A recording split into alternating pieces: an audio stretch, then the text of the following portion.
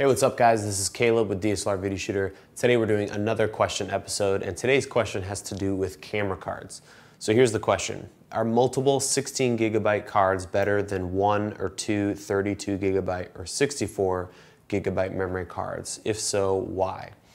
That's a really good question, and I think there is two answers to that, yes and no, and it really depends on the shooter and what you film. I, for example, do not film very long form events. So what I usually do is it's more B-roll, a couple interviews here and there, and nothing over maybe 10 or 11 minutes. So I really don't need a very large card because I'm not going to be shooting continuously for a long period of time. But I still would recommend that you try to do 16 gigabyte cards, and here's why. If you have a 32 gigabyte card and you fill that puppy all the way up, that can easily take maybe a day of footage for people like me. And you lose the data on that card, you've just lost an entire day's worth of footage.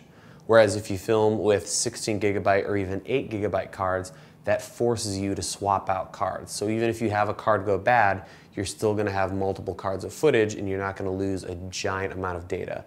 So that's why I haven't really gotten into using larger cards. Now, if you're filming on a camera like the 5D Mark III and you have multiple cards and you're recording to both cards, or you are recording to an HDMI recorder, obviously that's not gonna be as much an issue, but it is something to think about. So if you are gonna do those huge cards, I would recommend trying to come up with a backup solution on set so that as you film, you can be backing that footage up and you won't run the risk of blowing a card full of data. So that's kind of my answer. So I prefer the 16 gigabyte cards. I use the Transcend Compact Flash UDMA 400 times cards, and they kind of scared me at first because they're actually very, very cheap.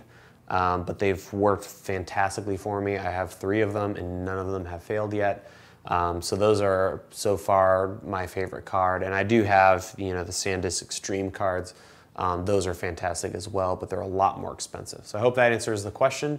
And if you guys have questions, you can let me know. You can send me a message from the contact page on DSLRvideoshooter.com. Find links to these cards and even this killer little card case over there. And I will see you guys next time.